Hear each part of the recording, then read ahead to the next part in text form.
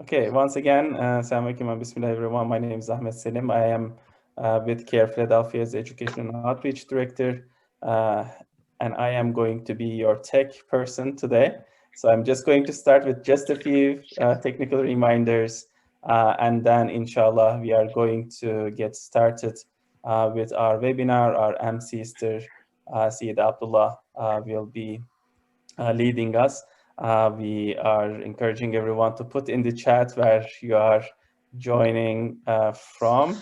I think we should choose all panelists and attendees. I am Ahmed I am connecting today from Allentown, Pennsylvania. If you all can, Mr. Nicole with Amana Foundation, joining from Valley Forge, Pennsylvania. Munira Walker from Philadelphia, Rabil Chaudhry from Pennsylvania, Sheikh Arkum from Delaware, and many others. Please put that in. We are honored to have you all with us today. Just again, a tech announcement is, we are doing this on the webinar format, so don't be alarmed if you feel like your audio or your image is not coming to the meeting. That's intentional. This is inshallah going to be an interactive program nonetheless. We ask that you use the chat and the Q&A buttons to ask your questions, to put down your questions as our speakers continue their presentations. We have a good chunk left for Q&As, an interactive session at the end, and we are really looking forward to your insights and your questions at that point. Bismillah, and I think we can now get started formally. So I am gonna also bring on Sanai Parker, our organizer and our community organizer with CARE Philadelphia and a member of Masjidullah onto the meeting, and Sanai will be helping me down the line with the Q&A and the chat portion as we will feed that to Sister Saida. Sister Saida, I am leaving the floor to you, and thank you again for this. Assalamu alaikum. Welcome everyone to today's webinar, Ensuring Our Financial Future, presented by Masjidullah Center for Immune Excellence and CARE Philadelphia. Inshallah, this will be the first of many webinars. Before I introduce our speakers, as we move forward, jot down your questions. They will be addressed at the end.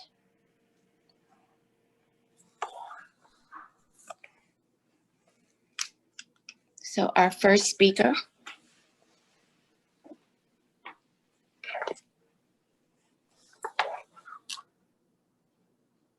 will be Mu'min Islam. I think I was going on first, Saida. Forgive me. Our first speaker will be Haj Khalil Ghani. Assalamu alaikum wa rahmatullahi wa barakatuh, everyone. Alhamdulillah, welcome. Bismillah wa salatu wa salam alayhi Rasulullah. Ashhadu an la ilaha illallah wahdahu la sharika lahu. Ashhadu anna Muhammadan abduhu wa rasuluh. Alhamdulillah, I'm glad everyone was able to make it, inshallah, alhamdulillah. And keeping everyone in our du'as as we go through this test by Allah subhanahu wa ta'ala with COVID-19 and all the other things that are going on in our lives. But I'm again Khalil Ghani. I'm the chairperson of the Ways and Means Committee at Masjidullah Center of Human Excellence in Philadelphia. And one of the things we've done over the years in providing income for the masjid, we have quite a few different events during the course of a year, ranging anywhere from dinners to a carnival. But one thing that we've learned during the course of the COVID is that we no longer can totally depend on events to have our funding. So one of the things that we know we had to move to is to create other sources of income.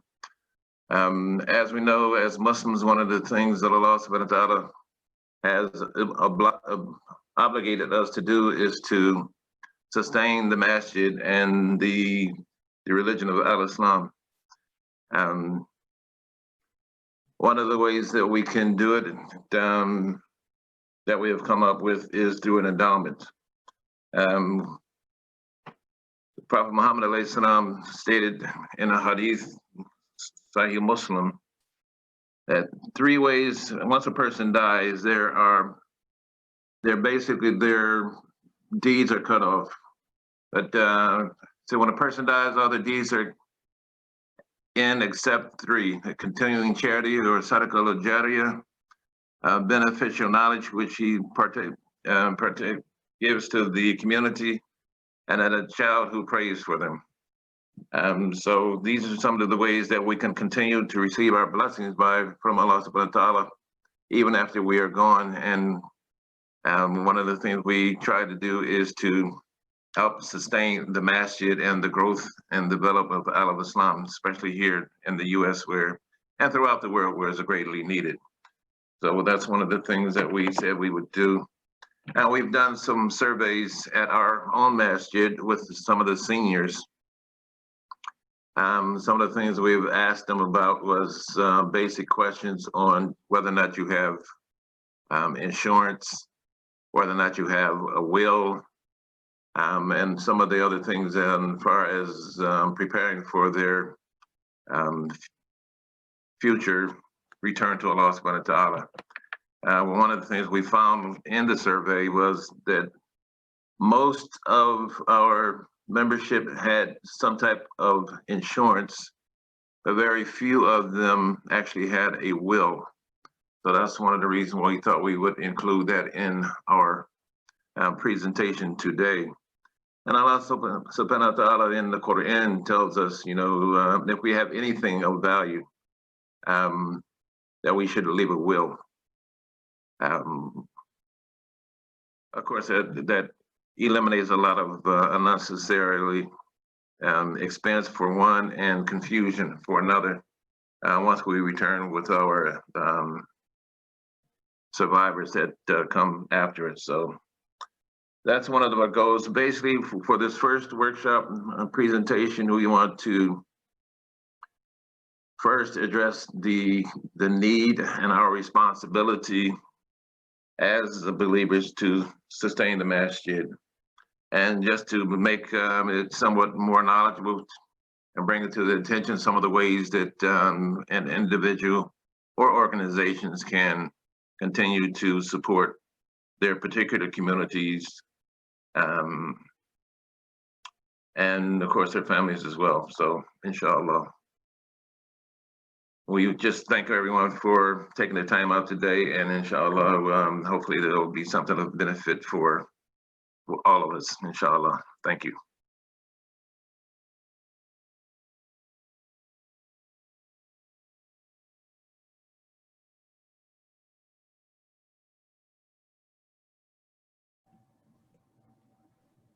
Assalamu alaikum wa rahmatullahi wa barakatuh. Should I just go ahead, or Sister Saida? Yes, as our first speaker, we have Mohammed Zabaru. Mohammed Zabaru is an investment advisor at Hobie Advisors, president of Executive Committee of CARE Philadelphia. Mohammed has experience with traditional and debt solutions, as well as investment and insurance solutions. He has been employed leadership positions at some of the most recognized firms in the world. Let me move this over, blocking.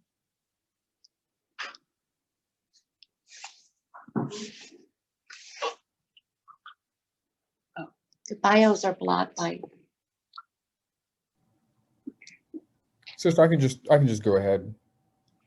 Do you want me to just? No, the bios are blocked by the pictures. Put the bio back up. Oh, this is blocked. Okay, Mukmin, I cannot see the entire bio. It's cut off on one side. So Muhammad, we'll just let him go ahead and give a little of his own background, and then we'll proceed from there, inshallah. Aye. Mohammed? No. Assalamu alaikum all. Thank you so much. As Saida mentioned, I'm the president of the executive committee of CARE Philadelphia, and I'm also an investment advisor at Hoopo Advisors. It's my distinct pleasure to be here with everyone today.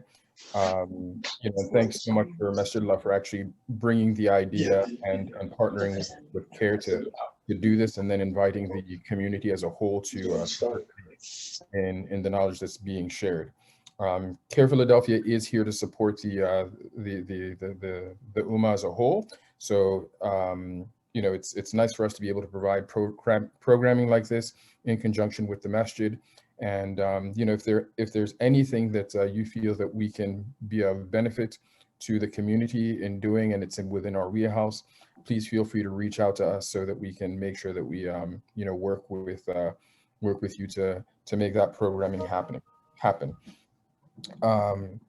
The main feature of this webinar really is about endowments and charitable giving, and that's where we're going to have most of our focus.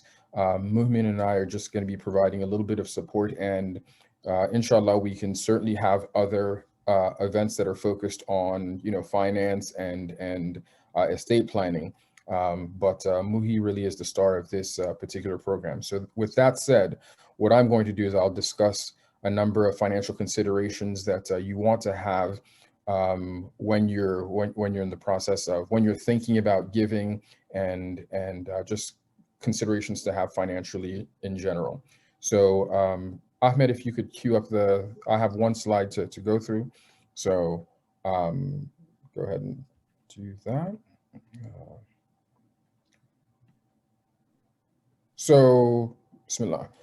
So it goes without saying that the first and foremost financial consideration that one ought to have, when you're thinking about giving and thinking about legacy financially, is that you want to be in a stable financial situation.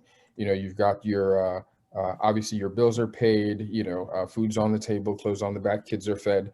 That obviously is it's the basis and the pillar of all the things that you do, and thereby also considering that you have a budget in place. And when you're thinking about giving, you want to make sure that you're thinking about your giving as an expense, as an investment in the community, an investment in your akhirah, and the growth of your community. So you want to make sure that it's a systematic and a deliberate item that you've set up, that you know how you're going to do it, and there are different phases of doing that. There's giving during your lifetime, and then there's giving that you can do after you pass. So keep in mind that there are also a number of different ways that you can do said giving. You can give through actual money that you're giving, in sadaqah when you go to the masjid. You can write a check. It's probably more planned if you're thinking about giving an investment. So if you've got, you can donate a house, you can donate stocks, you can donate, all sorts of things of value to the masjid, food. And then you can also donate through retirement accounts and insurance. All of these different vehicles of giving have their benefits and advantages of how you give them. Again, the purpose of this particular talk is not to get into the minutia of the different ways that you give and the finance portion of it, but really to give a good understanding and to allow for questions to be asked with regard to the endowments and other charitable giving ways. I always like to remember, I always want to mention to folks that each individual situation is unique. And so it's always important to look at your particular situation, understand it, and where needed, seek advice, from a professional that is qualified to assist you and to give you advice in the specific realm that you're looking to partake in. So, I will leave it at that, and I will, hand it over to the star of the show, Muhi. It's all yours. Assalamu alaikum.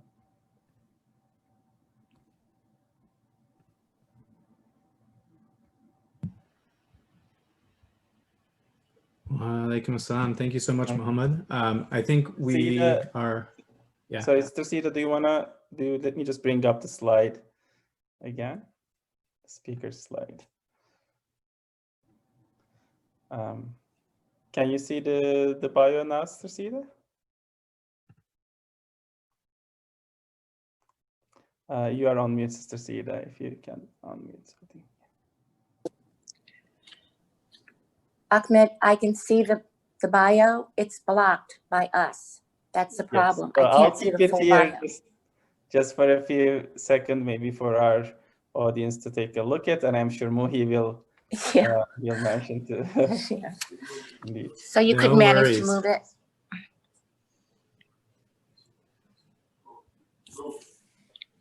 Okay.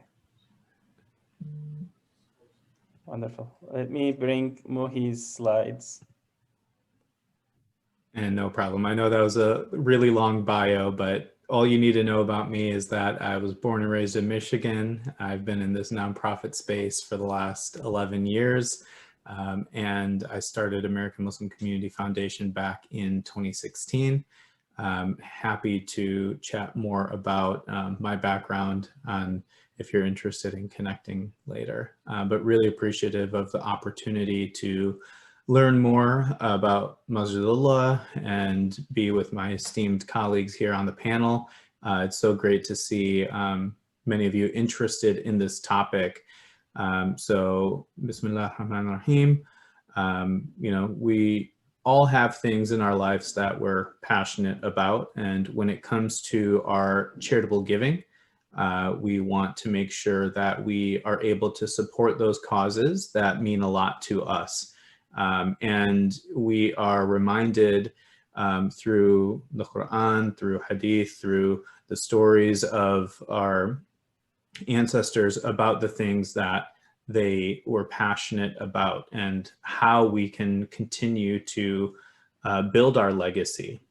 So when Muhammad was talking about, giving through IRAs or people giving through insurance or people giving through appreciated assets, these are all things that we talk to our families about and should be talking to our families about, and making sure that we have wills and things in place, and we'll be able to hear from Mu'min later on that as well. So if you're not familiar with Sheikh Ahmadou Bamba, he's from Senegal, and he wrote a poem called Masalik al-Jinan, which is the pathways to paradise. And in it, he talks about how everyone who passes away has the desire to return to carry out additional work to benefit them in the afterlife. And as Hajj started the presentation with, we know that an ongoing charity or a righteous child or something that is left to educate beneficial knowledge will be there to act as a sadaqah jariyah for all of us. So in this poem, he talks about how giving charity is one of those things that we all wish we could do more of. And that's why I want to talk to you today about donor advised funds, about endowments, and talking through how we can use our charity more strategically to benefit the community.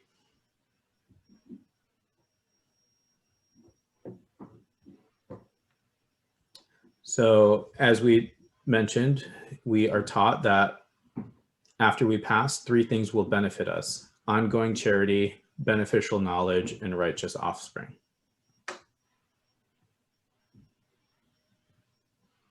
And just so that you have a basis of understanding, a community foundation is a publicly supported nonprofit institution that is governed by a board of directors, and the board of directors serve the donors, the nonprofit sector, and the community overall.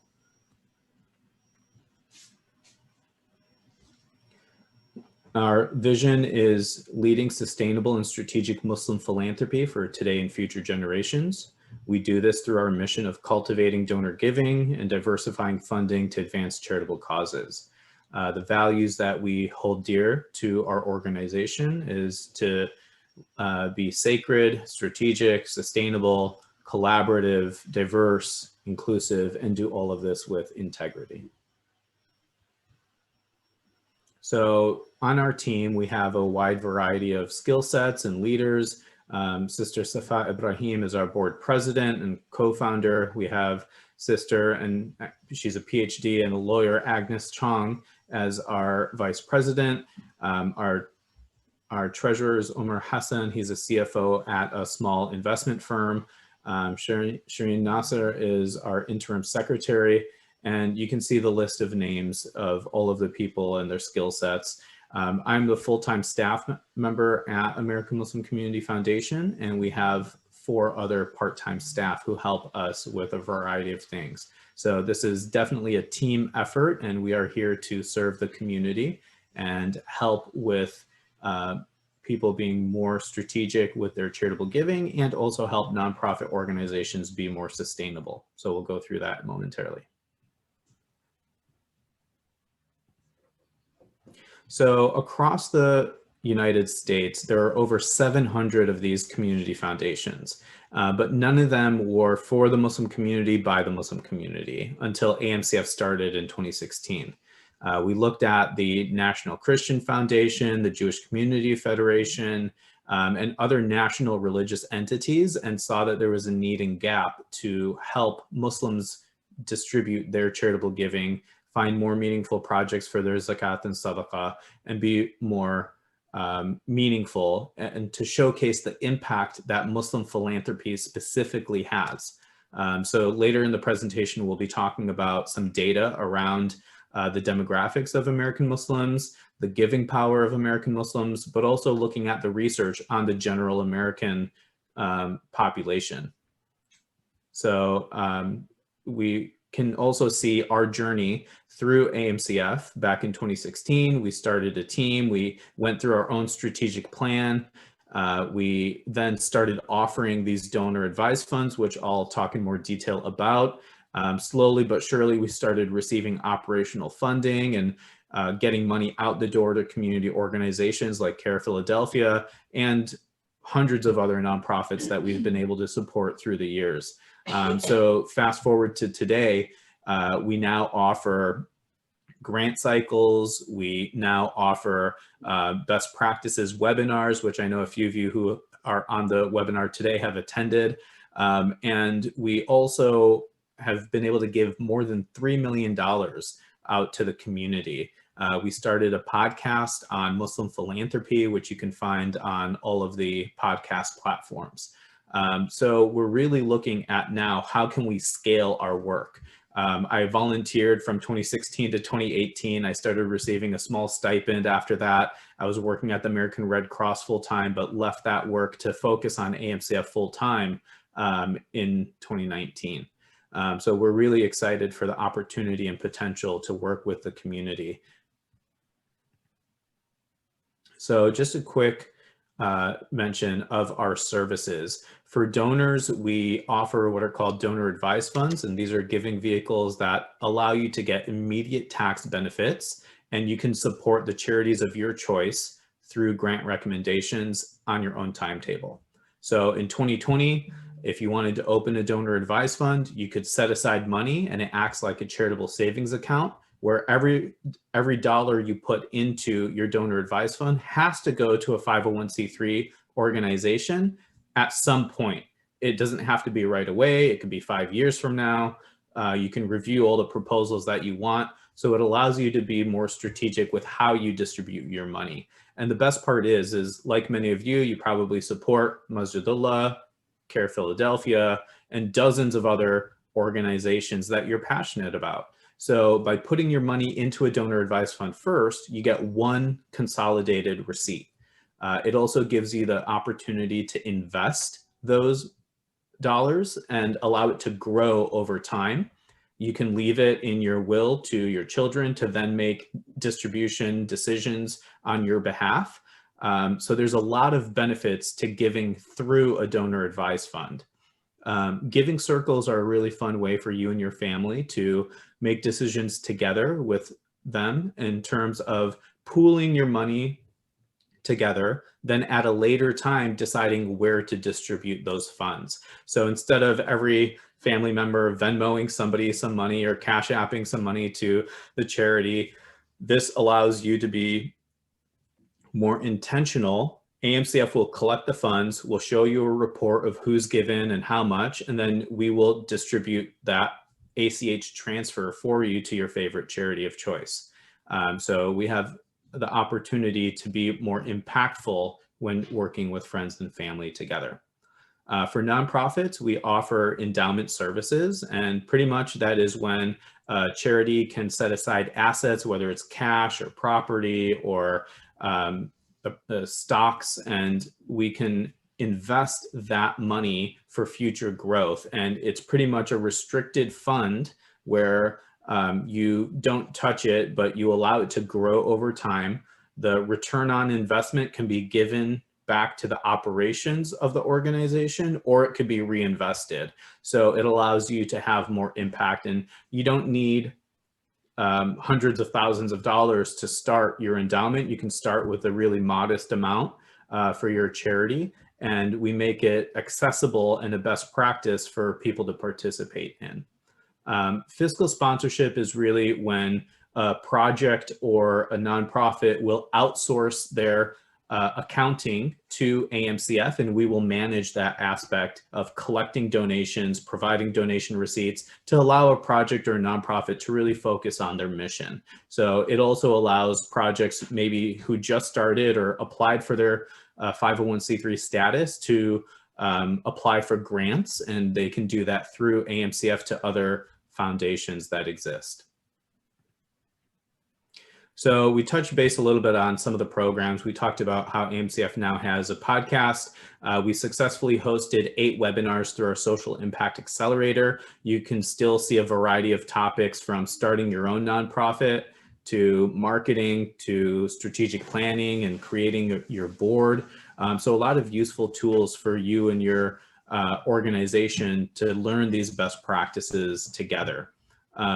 We offer a professional development fund where people can contribute to a scholarship pooled resource that then nonprofit organizations can apply for additional funding to send their leaders to trainings on their behalf.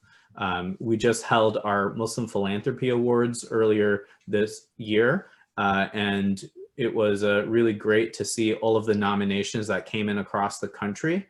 And we were able to highlight nonprofit organizations, corporations, volunteer fundraisers, and people for lifetime achievement, and young professionals and youth in philanthropy as well. So I'll allow you to visit our website and learn more about our programs.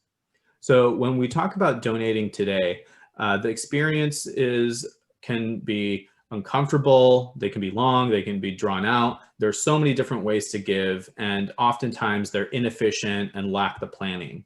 So what we want to make sure we do is for nonprofits to be able to build relationships with their donors, and also the donors to have more control over how they give and when they give.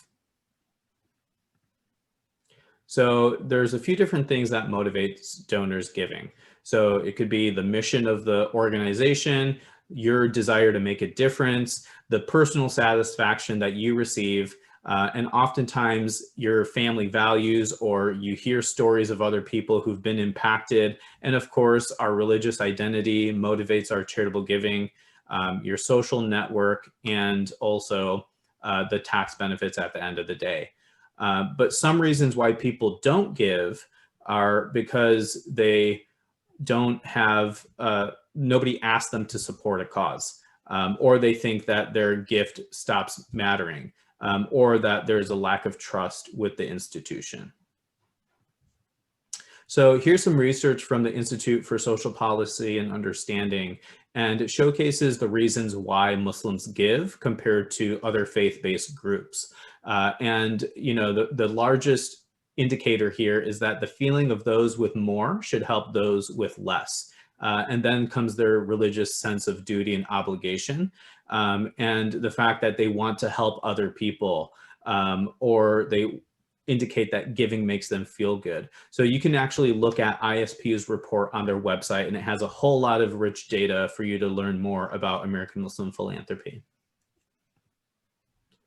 So again, a reminder throughout the Quran and in Hadith, it's often recommended that we should be steadfast in our prayer and that we should practice regular charity. So the idea that zakat or sadaqah and salah are mentioned together extensively throughout the Quran showcases to us that as a pillar of our faith, it is so important for us to be practicing as well.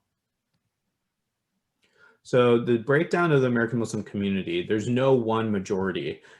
There is a heavy population of South Asian Muslims, of Arab Muslims, of Black Muslims, a growing portion of Hispanic Muslims, and also white and mixed Muslims. So we understand that our giving styles are influenced by our culture and so many different things that go into that. So we know that there are more than 1 million registered Muslim voters. We saw that with this election.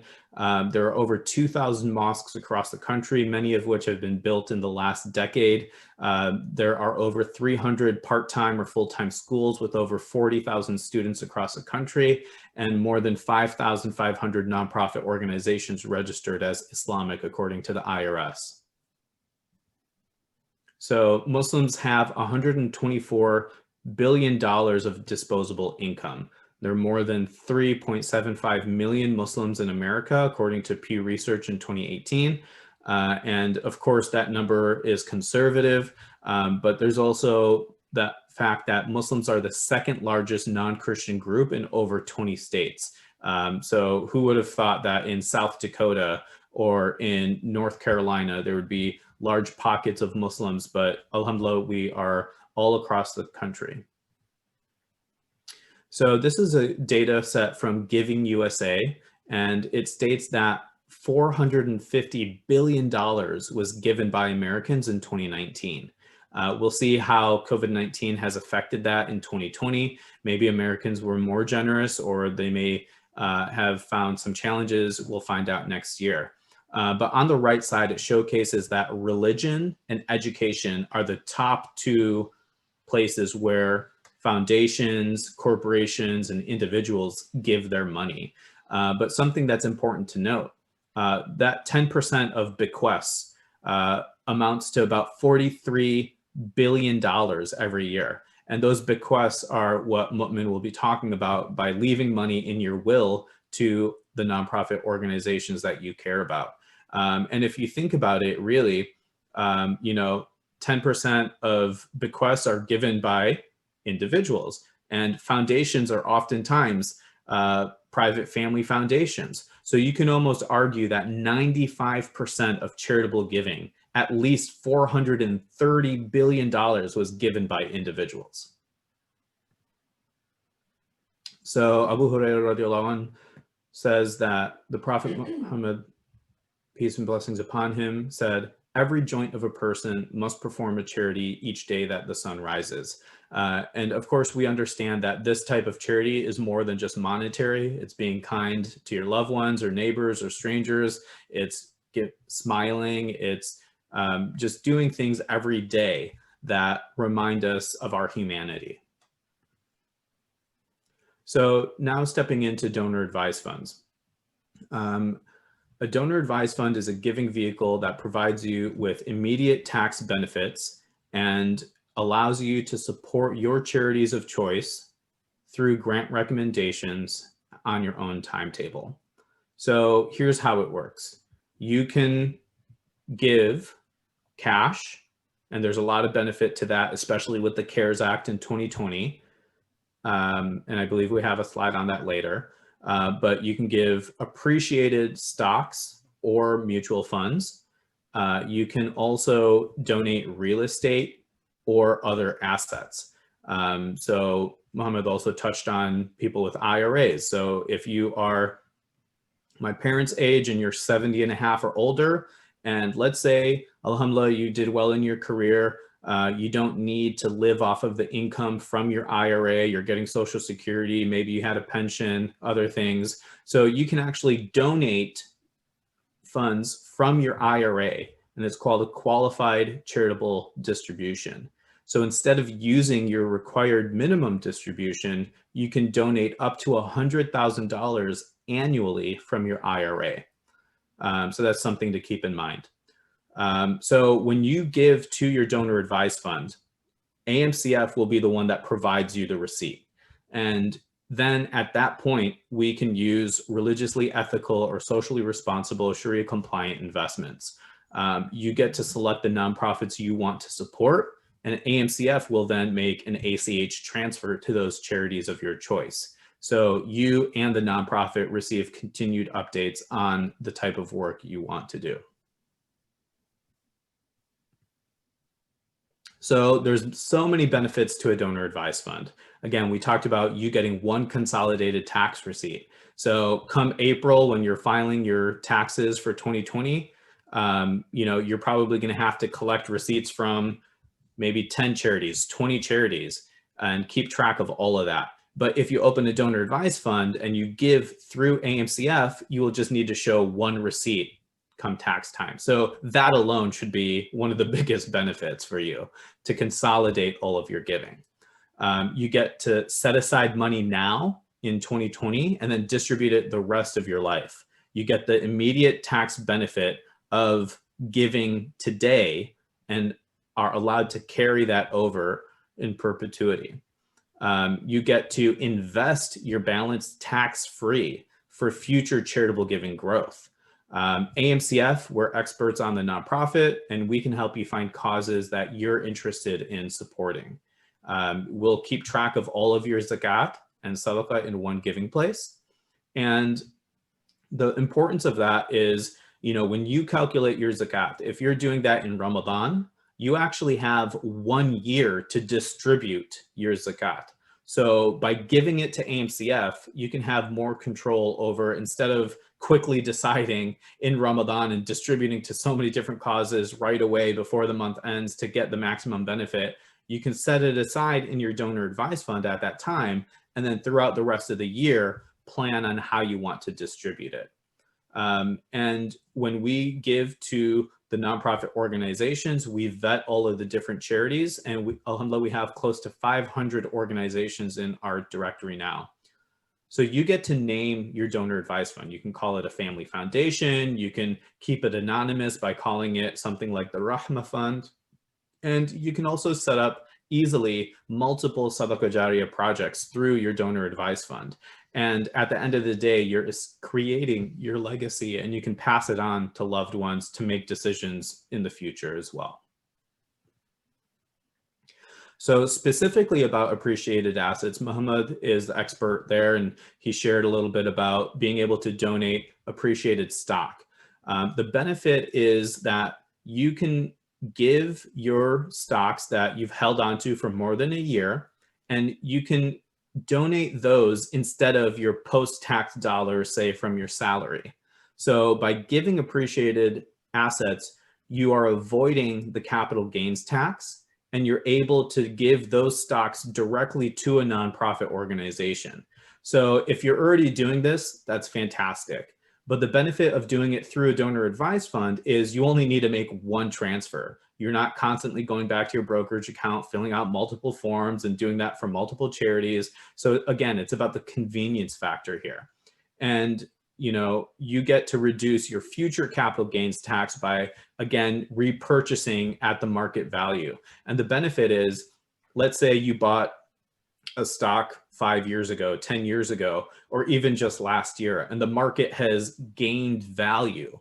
When you donate those older stocks, you are getting the fair market value of your transaction in the value of your donor advised fund. So just for easy numbers, if you had a stock that was $100 and you had 10 shares, that's $1,000. Now, if it gained 10%, it's 1,100. So when you donate your 1,100, you're getting $1,100 of value in your tax deduction, but you only paid $1,000 for it. So it allows you to take advantage of donating appreciated assets. So here's just a simple example of somebody who maybe gives to 10 different causes and they do 10 different transactions and they need to collect receipts at the end of the year. They may not hear from the organization. A lot of them are strapped for time or staff. But in another example or use case, you can see how giving through a donor advised fund on the next click will allow you to take advantage of that as well. So you can give more by giving cash and stock. You avoid the capital gains tax. You can invest the balance over time. You get that one consolidated receipt, and you have AMCF as a partner to vet the charities that you want to support and find about new causes.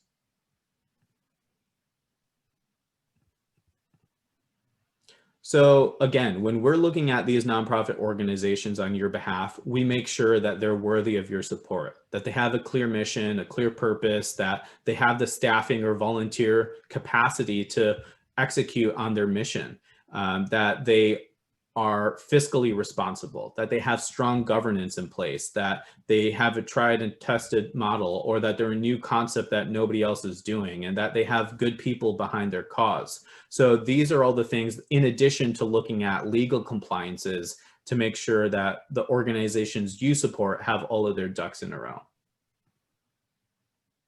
So the good thing about giving through your donor advised fund as well is that both the organization receives a report that tells them that this amount is for zakat or it's for a specific project, it's coming from the specific donor, and also the donor gets a report with details on how much money was given, to what cause, and you can also ask for anonymity.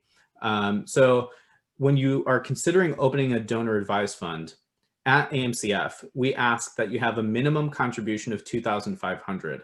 And we do this because that same report that said that Americans gave $450 billion in 2019 also said that the average charitable household gave around $3,000. So if you go look at donor advised funds offered at Chase, Fidelity, Schwab, Vanguard, other institutions, all of them have higher minimum contributions to open up a DAF, some even up to $250,000. So AMCF is really being grassroots and bringing this best practice exclusively for the Muslim community.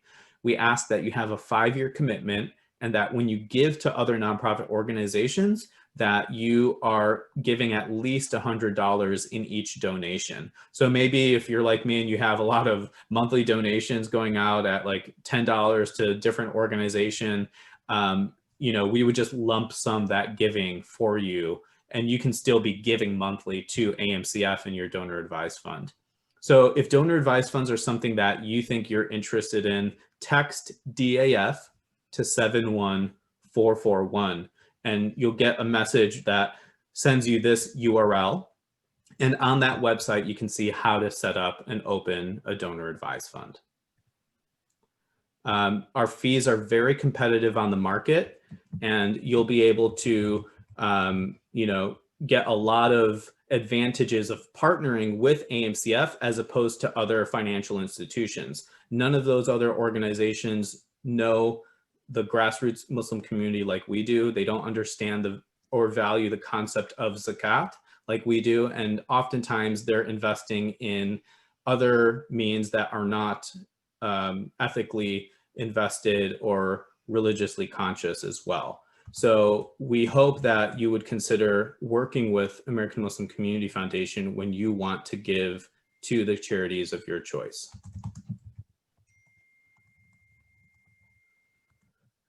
So again, another reminder that never will you attain the good in this reward until you spend in the world of which you love. And whatever you spend, indeed, Allah is knowing of it. And through the hadith, we're reminded that we can seek sustenance through our sadaqah. So I want to touch base really quickly as this topic is on endowments, and there's a lot of examples through Islamic history, but here are just a few. Uthman ibn Affan built and purchased a well of Medina, and he purchased it as an endowment, as a waqf for the community to benefit the local people around the well in perpetuity. So back then, use of land was often their means of endowments. Fatima Fihri from Morocco established University of Al-Qarawiyyin, the oldest university in the world. And she left her wealth to the university in perpetuity. Her sister, Maryam al-Fihri, did the same thing for Al-Andalus Mosque. So here are three prime examples of Muslims throughout history establishing endowments for the benefit of the community. The way that endowments work is that your nonprofit organization sets aside, again, cash, real estate, or other assets. They transfer that to American Muslim Community Foundation, and we manage it for them. So this is like a quasi-endowment model where your institution doesn't need to set up a separate 501c3, recruit a board, or get a committee to deal this. We are simply managing that aspect for you. So again, we would invest those funds in Sharia compliant models for you. And there is a management fee, which is similar to the donor advised fund model. And then the return on investment can go back to your organization for your operations, or it could be reinvested as well. So here's just a simple historical performance of Amana mutual funds since the year 2000. And of course, there were ups and downs in the market. So even up until 2018, if your organization had $10,000 to invest every year, they would see that 18 years of $180,000 investment turn into $537,000. So that's the power of building your organization and being more sustainable about your organization. So if you don't have an investment strategy, I think it's very timely for you to consider the opportunity to start your endowment, and we would love to partner with you on that at American Muslim Community Foundation. So we want you to join our social impact. We have over 87 donor advised funds. We operate more than 10 giving circles, 13 fiscal sponsorships, and 6 endowments currently. We were recognized by the Association of Fundraising Professionals as an outstanding foundation in 2019.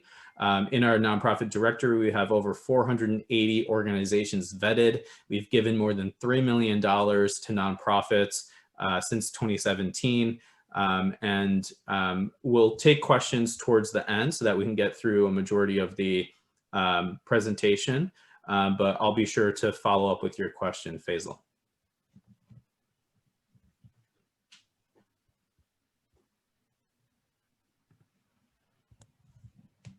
Thank you, Mihi. Over to you, Sister Sida.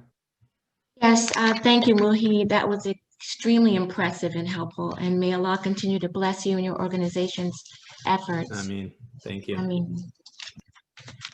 So we now have Mukmin. Is he in the house? Mukmin Islam. Assalamu alaikum. I apologize. My computer died and I can't find the charger. I just was moving this morning, so I'm going to use my phone. My name is Mukmin Islam. I'm an attorney. I've been practicing law for 12 years here in Philadelphia. I do a lot of corporate law and also estate law.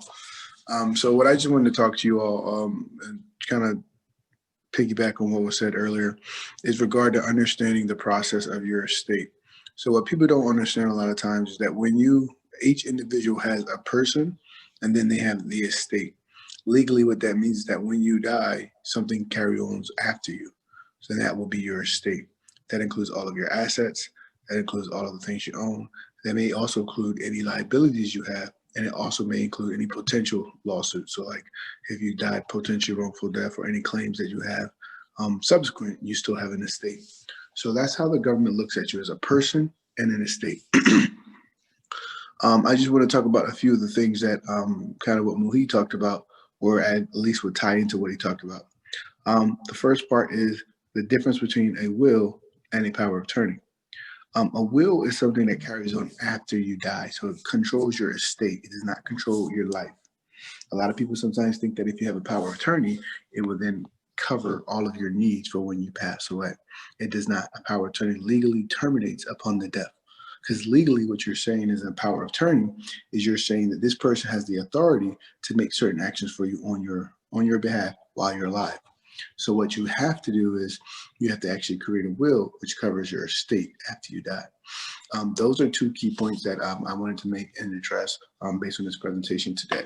So for example, if you have some money, and we can talk about, well, I'm not going to talk about in depth, but the different aspects of taxes and different things of that nature, if you make a determination of how you would like to treat it, whether you would like the financial income to go through your probate, which is your estate, or to go through a trust. If you go through a trust, the benefit is that you can avoid certain taxes. Taxes to the beneficiaries, and not necessarily beneficiaries, because if they're family, at least in Pennsylvania, there is no tax directly. But yeah, to certain places, you won't have a tax on the estate if it goes through a trust because it bypassed the probate. So basically speaking, when you have an estate or someone who has some income and they pass away, they have one or two options. Like I said, they can either have the income go through their estate or they can have it go through a trust. But either way, as what Mohit mentioned earlier, your best advice is to specify where you want those funds to go.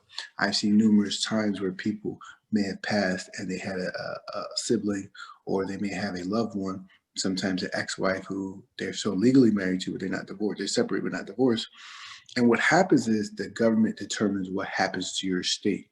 So if you don't have a will, the government will determine what happens to your estate, regardless of what you so choose to do. So for example, in Pennsylvania, where I am barred, I want to say I am barred, if you pass without a will, half of your estate up to the first 500,000 goes to your wife or your spouse automatically. So that's the reality, whether you were married to them, separated to them, or no longer associated with them. And I've seen it happen, unfortunately. So that's something to be important to consider. And then the last thing is to consider is when you do get through, as we mentioned earlier, Sadaqah Jariyah, the good thing about a trust is you can control that trust in perpetuity.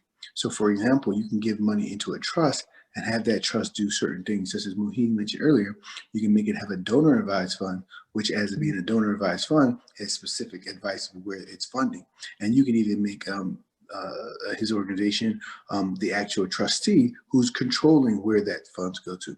So for example, if you said in your will, I would like all my discretionary or all the residual, first off, in a will, you have a bequeathment statement where you bequeath where the assets go. So if you follow the Quran and Sunnah and you want to do it according to Islamic Sharia, you might look into the ayah and you go and pay some 1/8 of this person, 1/4, and so forth, so on. But then you also have a bequeathment where you can give money to whomever. So if you decide to do that through your estate, you can control that in perpetuity by designating what type of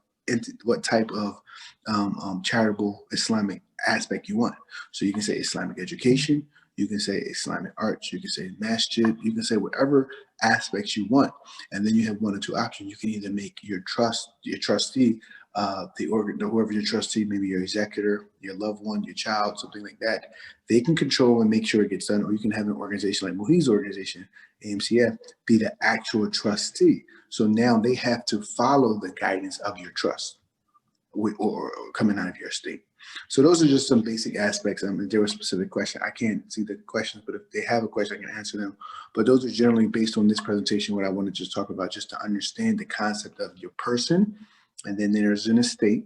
And then secondly, to understand that even in your estate, you have different ways of bequeathing assets, whether you want it to be a trust, which bypass the probation process, or you can go through the probate, which has certain tax benefits or tax implications as well. That's all I have. Thank you.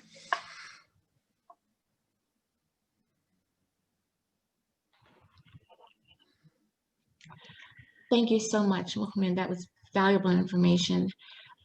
We are now coming to a close. There are questions. Are we going to address these questions now? How are we doing this? Yeah. No, I think let's do that. I mean, there are a few that came in the chat, and once again, if anyone is not able to write in the chat, if you use the raise hand button or put in the chat saying, I have a question I have to ask, so we can go ahead and unmute you so you can direct that. In the meantime, I received a question in a text message So I'm not able to put it here, but let me just, read that for our audience. I think this is from Brother Rabiul Chaudhry. So this question is for Brother Muhammad, but at the same time, others can chime in too.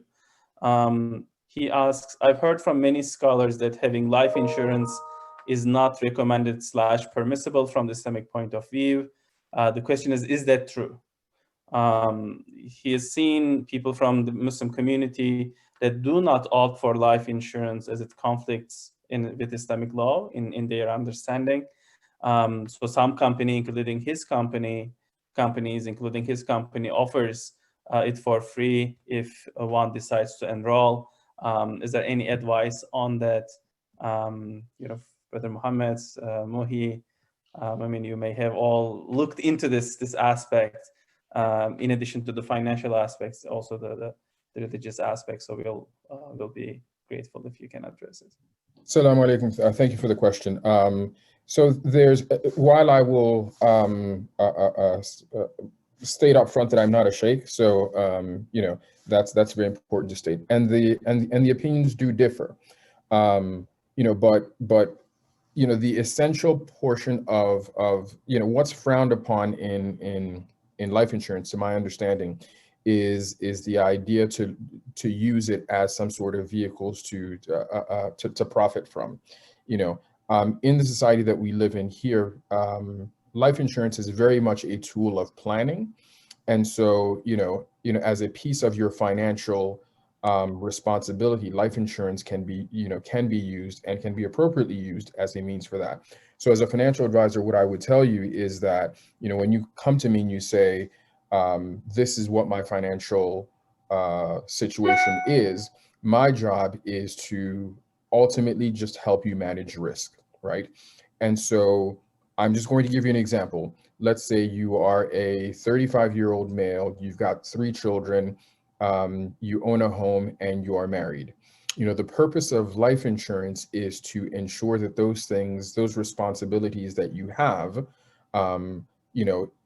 that you've accumulated are taken care of, regardless of whether you are here, and especially in the event that you are not here. So if you've got children, you've got a home, it is still your responsibility to make sure that those children are taken care of. Life insurance exists in order to be able to make sure that those needs are taken care of. So, if you do have access to life insurance at your employer, I would encourage that you look at it. I would encourage that you use life insurance as a responsible part of your financial planning, to meet your obligations that we are tasked to do as Muslims. So I hope that explains answers your question, but I'm certainly more than happy to to have an individual conversation with you in greater detail as to how all of that works. And just in addition to Muhammad's comments, what I would also say is, from my understanding, the differences of opinion also go into the different types of life insurance. If it's a term policy or a whole policy, some are looked at favorably and others aren't favorable. So just look into all of those things, ask a respected religious scholar, financial Islamic scholar, their opinion, and go with that. What I will say is, between your IRA and life insurance, if you were to leave beneficiaries, it's better for you to leave your IRA to a nonprofit organization.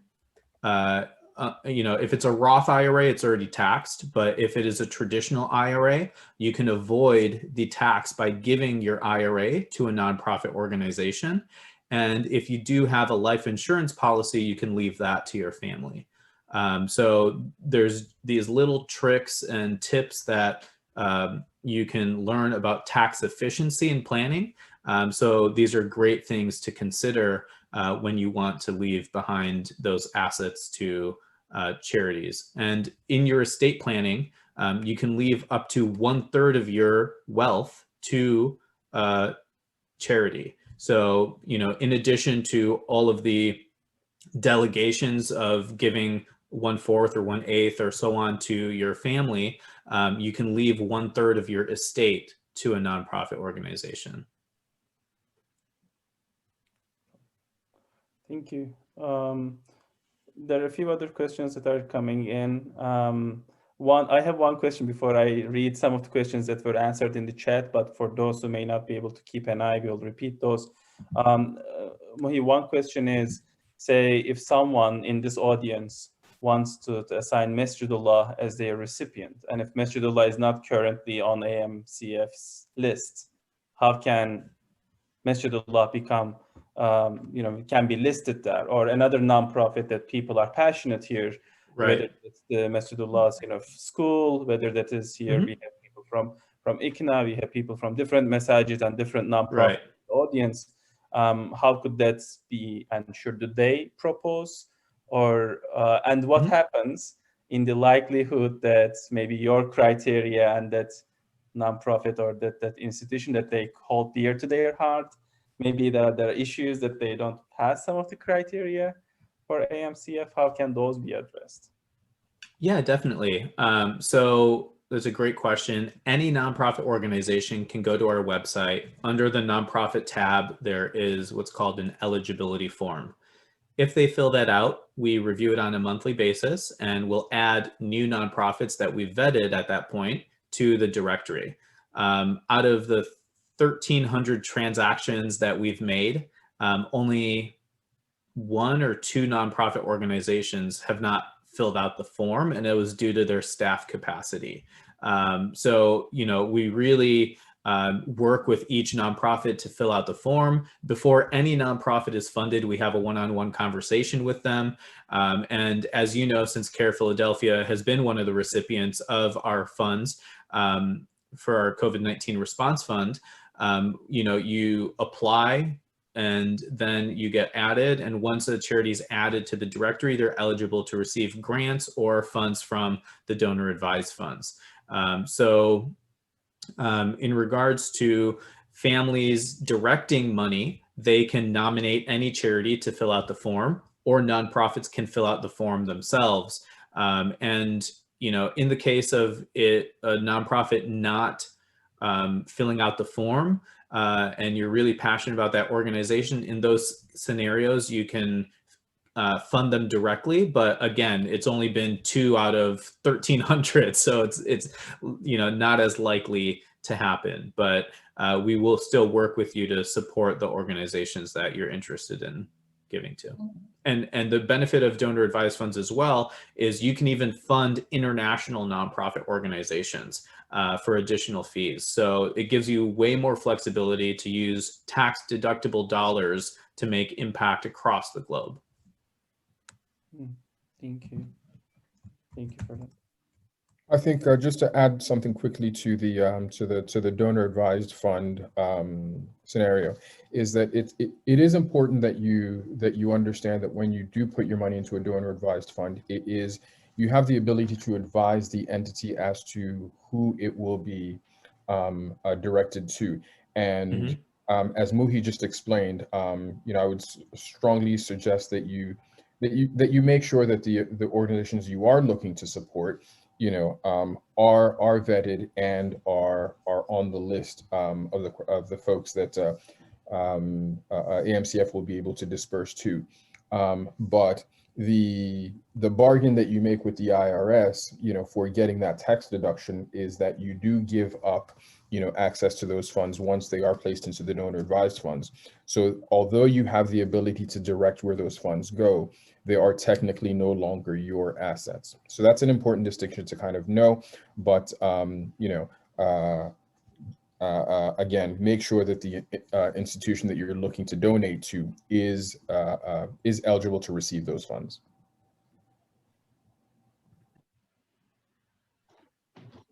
Thank you for those, and thank you, Mohi, for the reminder that the spotlight video hashtag. Okay, I see one question under Q&A. This is from Farooq and Rafiq Abdul Rashid. How can a masjid like Masjidullah take advantage of crowdfunding opportunities at the end of the year? Can AMCF be of help in funding things like donor management software or direct help from groups like Launch Good and Network for Good? So thank you so much for the question, Farouk and Rafika. You know, we definitely can advise nonprofit organizations in best practices. And when it comes to our consulting services, if a nonprofit has an endowment with us, we provide 4 hours quarterly in the cost of the administrative fee. So that's another advantage of partnering with AMCF than any other financial institution. So, you know, when it comes to Masjidullah or any nonprofit that you're affiliated with, you know, we can advise you, we can use those 4 hours a quarter to walk through a strategic plan, a development plan, fundraising goals, marketing goals, whatever you want to talk about. And, you know, AMCF in our grant making are usually for specific purposes. So it can definitely be for operations, or, you know, if you needed specific funds for donor management software, I think those are all great investments for your organizations to look into. And when we have grant cycles, we will let you know that this is the intended purpose, or this is, you know, for any operational needs that you have. And then at that time, when we open grant cycles, nonprofit organizations can definitely apply to AMCF. And then in terms of helping you with like LaunchGood or Network for Good, you know, LaunchGood has a fantastic resource and team that can advise you directly. But a lot of the projects that we have still do LaunchGood campaigns, and I think they're phenomenal. Network for Good, I know them more as a donor management software these days now, and they have their own fundraising platform as well. So we're definitely able to work with nonprofit organizations that are utilizing those tools. Thank you for that. If I could just chime in, you know, I think one of the things that Muhi said that was that I don't want us to overlook is the idea of consolidation. And so, you know, rather than having assets in multiple different places, it's, you know, if you can work with AMCF, you know, in order to be able to consolidate assets in one place so that you know, the endowment, so to speak, can grow in one place and be taken care of, then that would be helpful to the organization. And also it can help also increase the amount of funds that you're actually able to get into the endowment, because you're not, you know, looking to go to many different places. So I just wanted to chime that in. Thank you, Brother Mohammed. Before we move on, there were a few questions in the chat. I think for everyone's benefit, just briefly reviewing those would be helpful. In the meantime, maybe new questions will come in as well. There was a question from Brother Faisal around after someone sets up an account with AMCF, how much access will donors have to folks at AMCF regarding how to donate their designated funds? Muhi, I know you answered this in the chat, but we are always mindful of folks who may not have an eye on the chat. So if you can briefly answer that again. Yeah, definitely. It was a great question and something I should have mentioned in the presentation. So I'm grateful for you to ask it, Faisal. And AMCF assigns a philanthropic advisor to each of the families that opens up a donor advised fund. So you will be having multiple conversations with said person on understanding your goals for charitable giving. What are your things that you want to do in the short term, in the long term, into the future? And we will work with you on achieving those goals. So, you know, these are more thoughtful conversations and talking about your values and talking about what inspires you to give, what types of charities you want to give to at the end of the day. And we help you outline those things. And if you say you're really passionate about food insecurity in your local zip code, we will do the research to show which organizations are answering those needs. And you have us as a philanthropic advisor to walk you through that. And of course, you know, 9 times out of 10, families know what charities they want to support. But this is for those people who want to take it a step further and learn about new causes and engage in those nonprofits before they make those charitable distributions. Assalamu alaikum. Can you hear me? Wa alaikum salam, yes. Okay, yeah, this is Brother Ghani from Masjidullah. As I started in the very beginning, the main thing we wanted to do at this point was to inform the community and kind of educate the community on the different forms of continuing to support the community, the masjid and what have you. At this point, Masjidullah has not had a formal relationship with AMCF,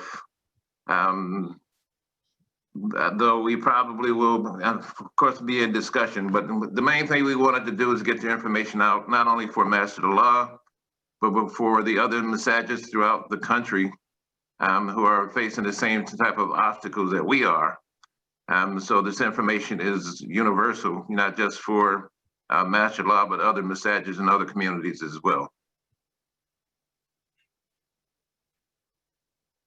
Yeah, and I think we really appreciate the opportunity to talk with Masjidullah and the community overall, because we operate in a really grassroots fashion. We want to learn about all the different causes across the country and learn about how they're making a difference in the community, so that we can tell other people about the causes as well. And that's really the main motivation behind the nonprofit directory, is you can go to our website, see all the different causes. We'd love to have Masjidullah listed there, along with all of the nonprofit organizations that are represented here.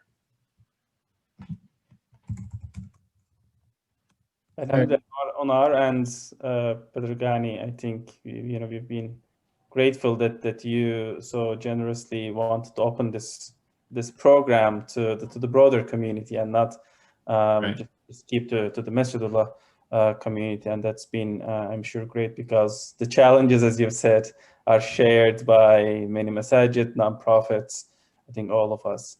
Yes, sir. What you want for your brother, you want for yourself. There was a question that was on the chat that I just wanted to pose to Muhi. There was a question on the chat that asked whether or not funds donated and funds sent to AMCF would be eligible for matching contributions from employers, or I know that the United Way also has a matching contribution system. Yeah, definitely. So you need to check with your employer on like those limits, right? But we can definitely receive matching gifts and do from a lot of employers.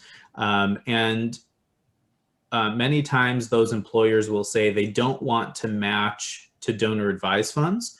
And the reason being because they want their dollars to go directly to the community, not be invested for future growth.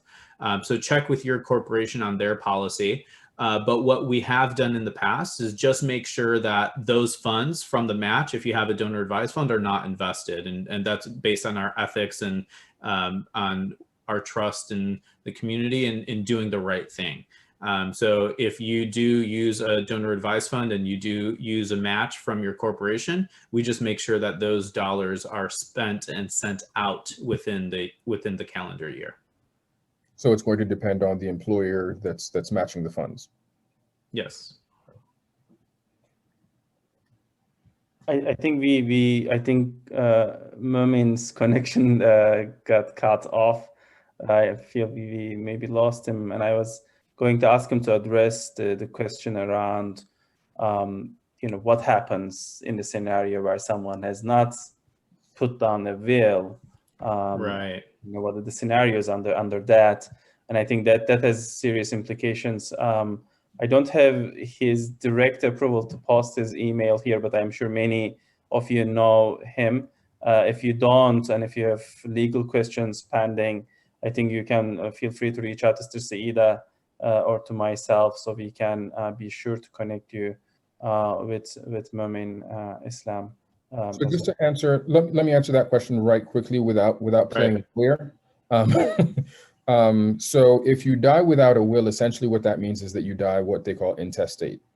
And so, you know, pretty much all political entities have a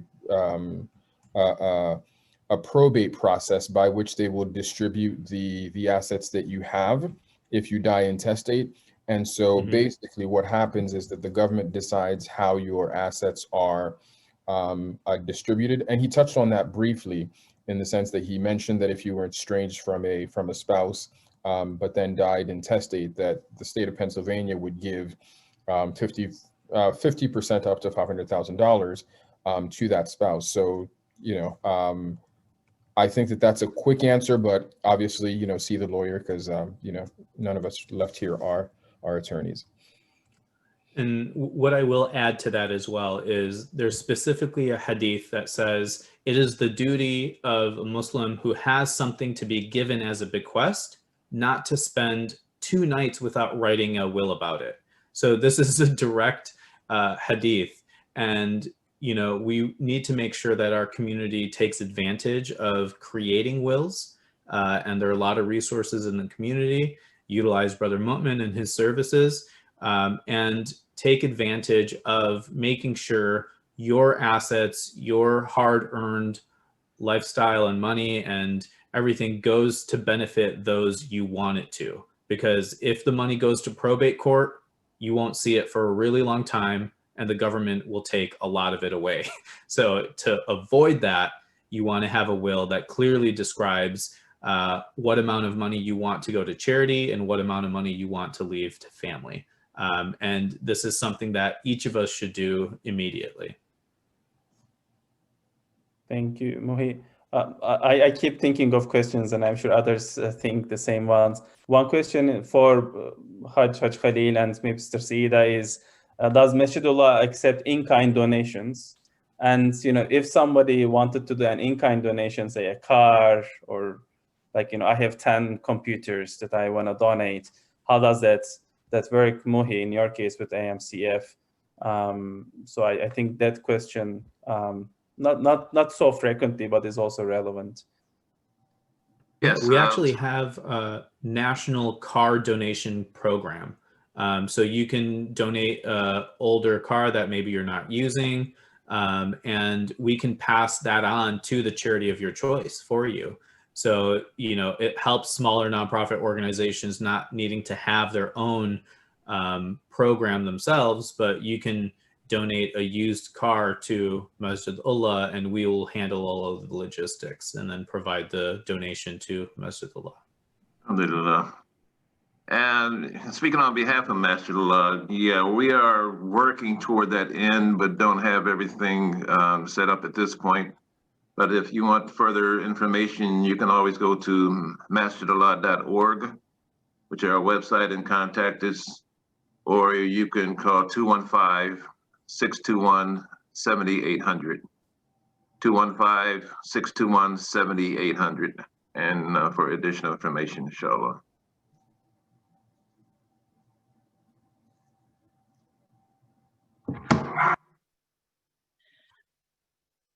So are there any more questions? Have any more questions come up? Let's make a final sort of call for questions. If there are any questions, once again, if you're not able to write in, and if you want to speak, you can use the raise hand button and we will unmute you so you can ask on audio. Or if you want to just put in the chat saying, I have a question, then we'll unmute you so you can ask as well. And I know, Sister Saida, you have some other announcements as well. Yes, I do. I just wanted to say that, as I said in the beginning, this is one of many. This is a start for us. And so if there's anything that information that you find valuable that you would like us to address, my email will be posted and you can feel free to email us. So I posted, let me put it again.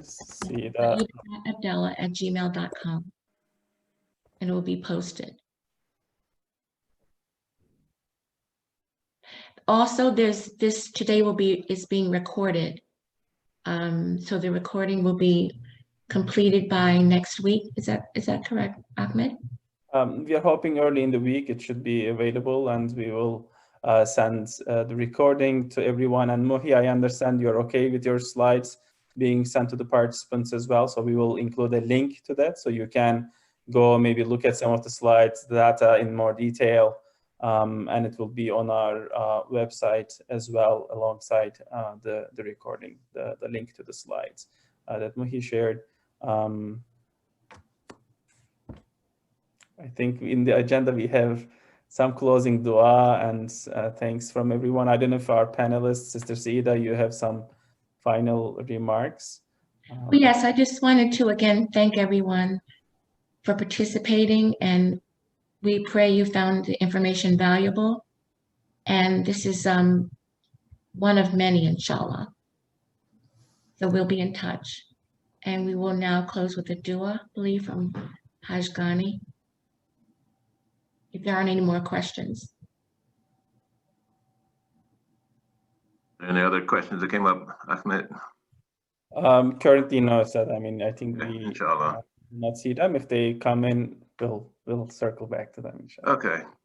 So I just reiterate what Haja Saida said as far as thanking everyone, especially our panelists. Thank you very much for the valuable information. I don't know if anyone else got anything out of it, but I got a lot of it out of myself personally. So, I've been educated as well, and know some of the things I need to do to continue to support the community, inshallah. But if there's no other questions coming up, we'll close with the dua. Bismillah ar-Rahman ar-Rahim. Rabbana atina fid dunya hasanatan wa fil akhirati hasanatan wa qina adhaban nar. Our Lord bless with the best of this life, the best of the hereafter, and they defend us from the torment of fire. Ameen. Thank you again for the opportunity. Alhamdulillah. Thank you. Assalamu Ahmed, alaikum. Mohammed, wa alaikum assalam wa rahmatullah. Thank you for attending, everyone. Assalamu alaikum. Wa alaikum assalam. Assalamu alaikum.